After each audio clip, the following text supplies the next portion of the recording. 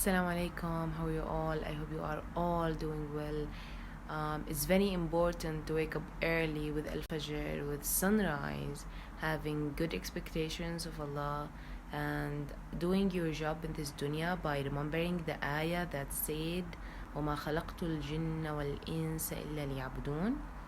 So, yeah, been very busy recently, I know, but despite this, I consist to make this video, which will be the last OB-GYN basic lecture that will enable us to connect our information in the upcoming videos of obstetric course, inshallah.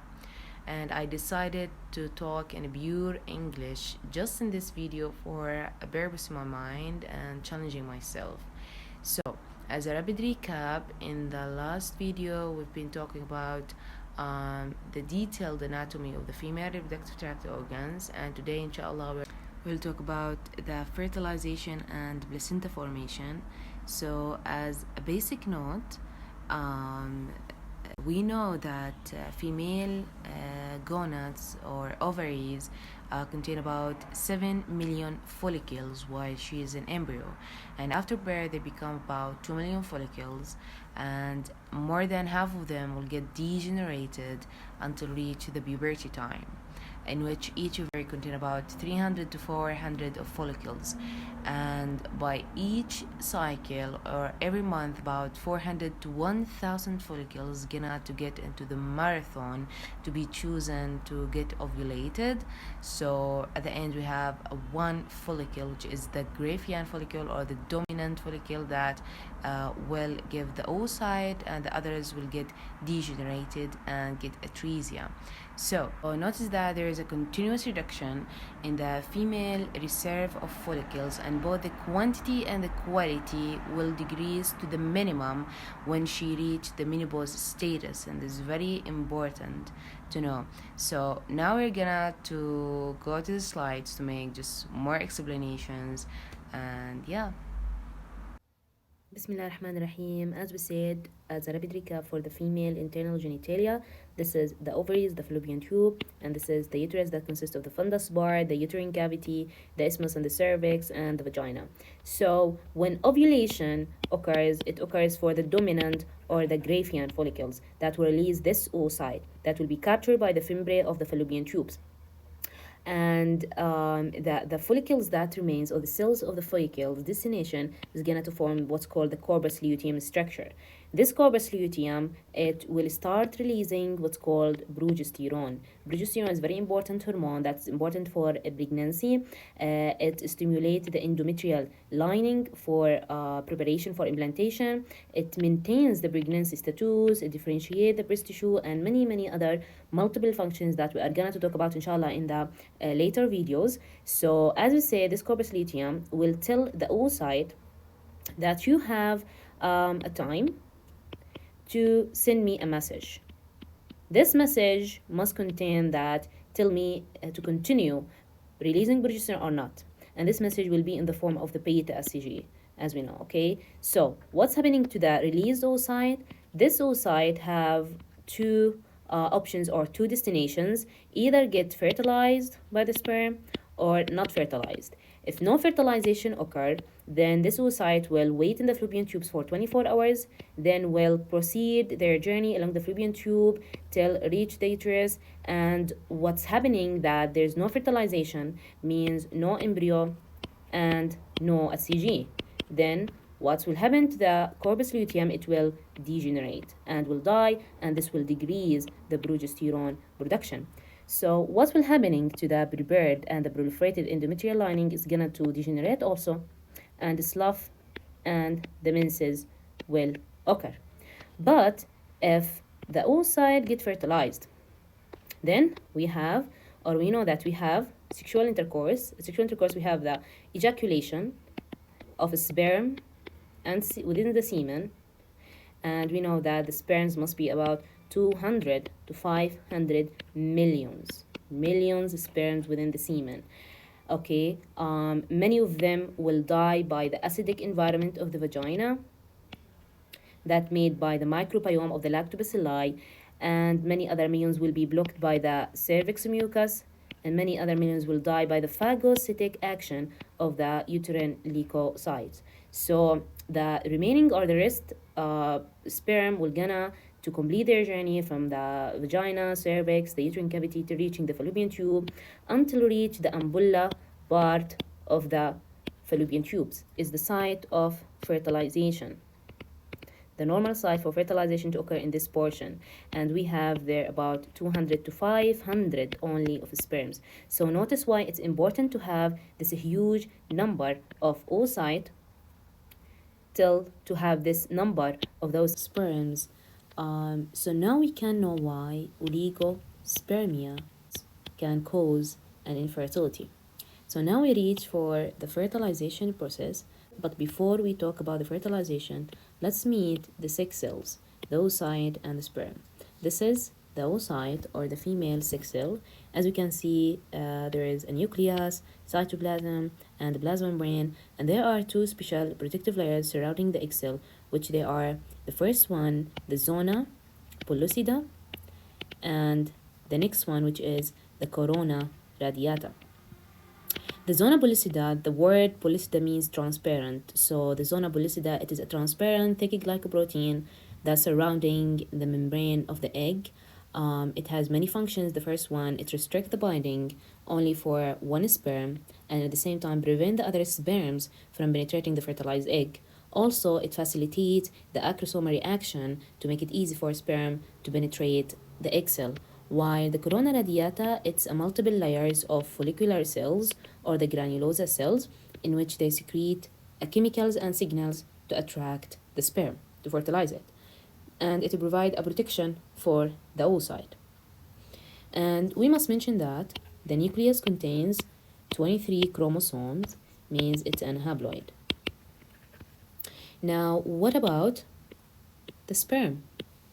This is the sperm. As you can see, it has many regions. The first region is the head region, and this is the neck, the middle piece, and the tail area. Within the head region, we have this nucleus surrounded by a plasma membrane, and this special part of the sperm, which is called the acrosome. The acrosome contains many of proteolytic enzymes that are important for penetration of the egg cell. In order for fertilization to occur, the egg cell tell the sperm that there are two conditions must occur. The first one, it is the capacitation, in which many physical changes occurs to the sperm when it exposed to the different female genital fluid, in which make the sperm capable or give it the capacity. Capacitation means give the sperm the capacity to be able to penetrate the oocyte. And the second condition is the acrosomal reaction, in which this reaction, it occurs for the hundreds of sperm that reach the oocyte.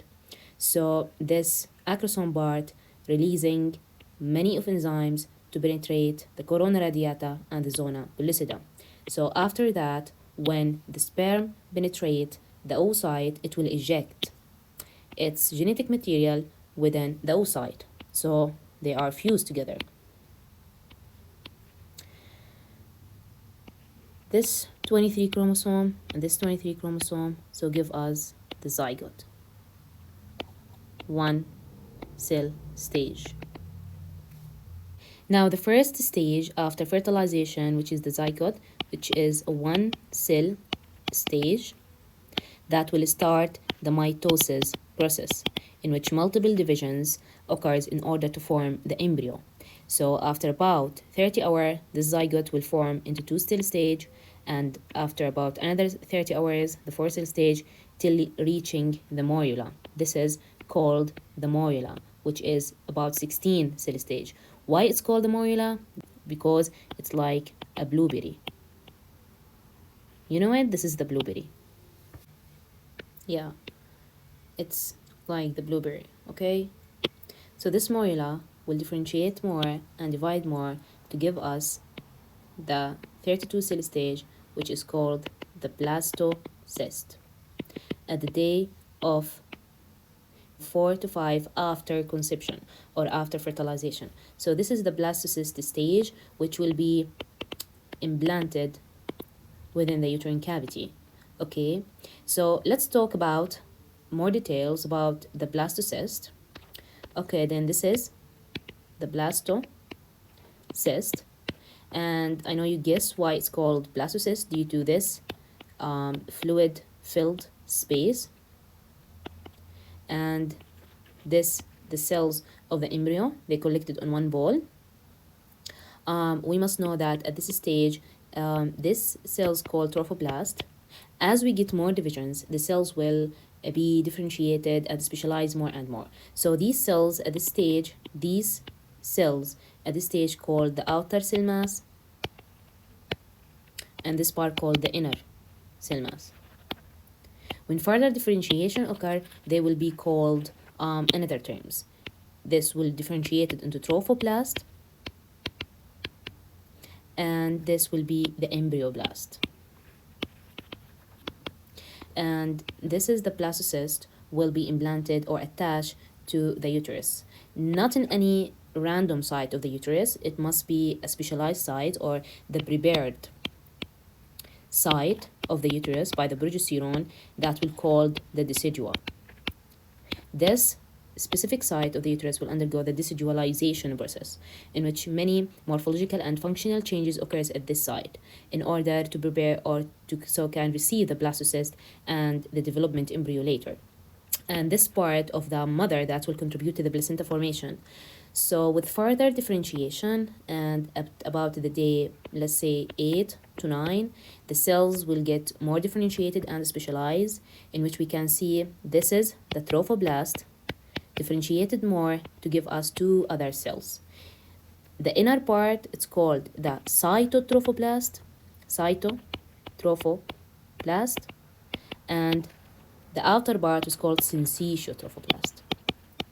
And we must mention that syncytiotrophoblast, it's formed by the fusion of two or more layers of the cytotrophoblast, in which this barriers between the cells is just disappear, and this is given the name syncytium. Syncytium means as a one segment or a one cell. Okay, each one of them has its special function, in which the cytotrophoblast play a role in the implantation of the embryo in the uterus, as you can see there, and also can differentiate into other two cell lineages, the fusion and invasive lineages, and while the syncytotrophoblast plays an important role in the maternal and fetal gas and nutrient exchange. So we can say that the first connection between the mom and the embryo before the placenta formation even, it's the syncytotrophoblast. Also a very important function for the syncytotrophoblast, that it is the source for the HCG. Now this HCG can go to the maternal serum and go to the ovaries and tell the corpus luteum within the ovaries that there is an implantation and there is a pregnancy, so continue your job by producing the progesterone, which is important to maintain the pregnancy. So this HCG, we must know that it rises rapidly in the first weeks of the pregnancy, in which it reach peaking at the 10th week after fertilization, around 100,000 milliunit per milli, and after that it start to falling till the 20 week of the gestation, in which it reaches about 25,000 milliunit per milli. And it's very important to know that the SCG, it doubles every 2 to 3 days. And this is very important because one of the criteria in diagnosing the ectopic pregnancy is when we follow the serial values of the SCG, we can know if it is an intrauterine pregnancy or an ectopic pregnancy. Okay, so yeah, we have just talked about the trophoblast or the outer cell mass that will convert or differentiate into trophoblast, and the trophoblast will give us the syncytotrophoblast and the cyto. What about the inner cell mass, which is the embryoblast? The embryoblast will differentiate more into, as you can see, what's called by laminar embryonic disc that consists of two layers of cells. This layer called the hypoblast, and this one, it's the epiblast. After this, a day of around 12 days after the conception or fertilization, the cells of the hypoblast start to migrate in order for forming what's called the yolk sac. And as you can see that the whole blastocyst is completely embedded within the uterine wall, as you can see here. And the cytotrophoblast start actively invading the uterine wall by rupturing the maternal blood vessels or the maternal capillaries in order to create an interface between the maternal blood and the embryonic extracellular fluid for passive exchange for the materials. And you can notice these spaces that we called lacunae, or spaces that formed within the syncytiotrophoblastic while eroding the maternal blood vessels. In order, these spaces will be filled with the maternal blood vessels and glandular secretion, as you can see here. As you can see, this is the syncytiotrophoblastic and this is the cytotrophoblast. These are the projections of the cytotrophoblast that made by the proteolytic enzymes that release from the cytotrophoblast cells in order to erode the maternal blood vessel to fill full the lacunae or the spaces within the syncytiotrophoblastic.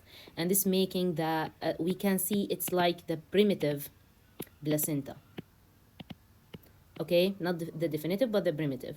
And remember that this implantation, all this occurs at the part called decidua, at the part of the endometrium, special part called decidua, and the decidua, it's three part: decidua basalis, capsularis, and parietalis, as you can see here.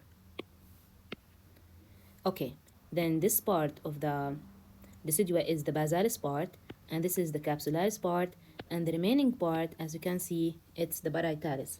And we must mention that the implanted embryo, it must be, or normally at the upper or middle part of the body of the uterus, either on the anterior surface or the posterior, and mainly at the posterior surface. And why this is important? Because if implantation occurs somewhere else, like the fallopian tubes, the ovaries, within cervix, then we are talking about the ectopic pregnancy. And this is abnormal condition, and we will talk about later. And the most common site for the extrauterine pregnancy is the fallopian tubes, mainly in the umbilical part where the fertilization occurs. And there are many reasons for this condition we will talk about later. Okay. Also, one of the important notes to mention that the blood vessels that supply the endometrium, called the spiral arteries, which they are branches, these spiral arteries are small in diameter.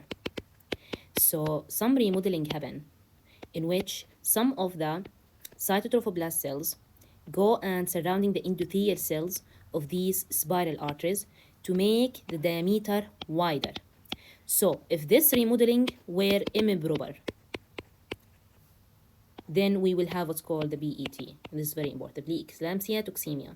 Why? Because the cytotrophoblast, when for unknown reason, the cytotrophoblast not surrounding the endothelial cells of the spiral arteries, then the spiral arteries will remain small in diameter, and this will decrease the blood flow to the fetus, and this will make a hypoxic fetus. Then hypoxic fetus, as if it is an angry. Then this hypoxic fetus will start to release chemicals that will start to raise the blood pressure of the mother as an attempt to increase the blood flow to the placenta to barrel the demands of the fetus. Plus, these chemicals, if reach the glomeruli of the mother, they will result in a proteinuria. If they reach the CNS, they will result in eclampsia, and so on. So this is one of the theory that explain the preeclampsia toxemia production. Okay, let's talk about some structures. As you can see here, this is the bilaminar embryonic disc, and this is the yolk sac, and this is the amniotic cavity, and this is the chorionic cavity. We must know that when we see this photo, we know that the gestational sac, it's the definitive criteria on the ultrasound to say that we have an intrauterine pregnancy. The gestational sac represent the chorionic sac, okay? Why the yolk sac? It is this yolk sac. The gestational sac seen around 5 to 6 weeks of gestation, while the yolk sac seen about 6 to 7 weeks of gestation. Okay, now what about the placenta? As you can see, the placenta, it is a discoid-like structure, which is a temporal feto-maternal organ that's responsible for the exchange between the mother and the fetus. The maternal part that forming the placenta, as we said, it is the decidua basalis. It's very important that only the decidua basalis that contribute to the placenta, while from the fetus, as you can see, it is the syncytiotropoblast and the cytotropoblast, as we see. So what are the functions of the placenta? It has many functions. It's important for the nutrition and gas exchange between the mother and the fetus, important for the excretion of the waste materials from the fetus, and it has immunological function in which it acts as a selective barrier to preventing blood, proteins, and microbes from crossing from the mother to the fetus. On the other hand, this placenta can allow some of the molecules, such as the immunoglobulin IgG, to pass, and this will give the fetus protection from some infections, while it prevents the IgM due to its large molecular size. Also, one of the important functions of the placenta is act as an endocrine structure, in which the placenta can secrete the hormones like the progesterone, the estrogen, the human placenta lactogen, and the SCG. The SCG is first released from the corpus luteum till the end of the second month of gestation, in which the definitive placenta formed. So the placenta will start to produce the SCG. Okay? There is some important conditions associated with the placenta invasion within the uterine wall. If the placenta penetrate too much deeply within the endometrium, in which it reaches the myometrium layer, then it will result in what's called the placenta accreta. And if it invades the myometrium layer, it's what's called the placenta increta. And if it invades the last layer or the serosa, it will call the placenta percreta. And they have many complications. We will talk about them later. And if the placenta, as we said, the placenta must be at the upper or the middle part of the posterior wall of the uterus. But if the placenta was near the cervix, then this will form what's called the placenta previa. And it's one of the most common causes for the antepartum hemorrhage. Also, if the placenta detached prematurely from the wall, it will result in what's called placenta abruptio.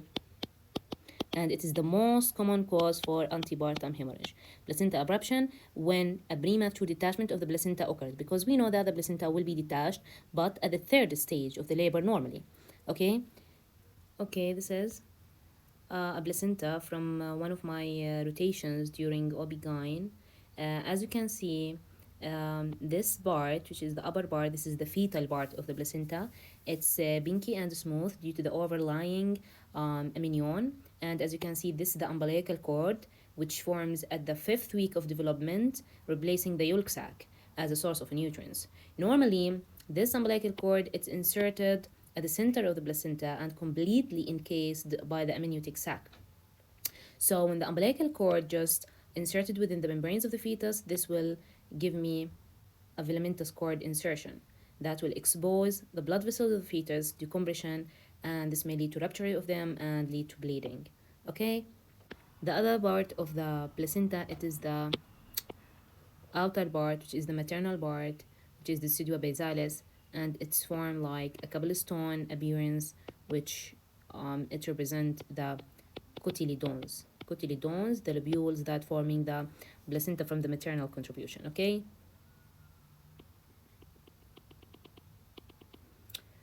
Okay. Okay. I want to mention something I forget, that we said that normally one sperm that has 23 chromosomes haploid will fuse with one egg that has another 23 chromosomes in order to form this normal cell. But what if the sperm fertilize an empty egg? This will give us an abnormal zygote, which will have paternal chromosomes and give me a complete molar pregnancy. But if two sperms fertilize an egg, this will give us a cell that have about 69 chromosome, and also it's abnormal and will give me a partial molar pregnancy, and we're going to talk about them in the molar pregnancy lecture.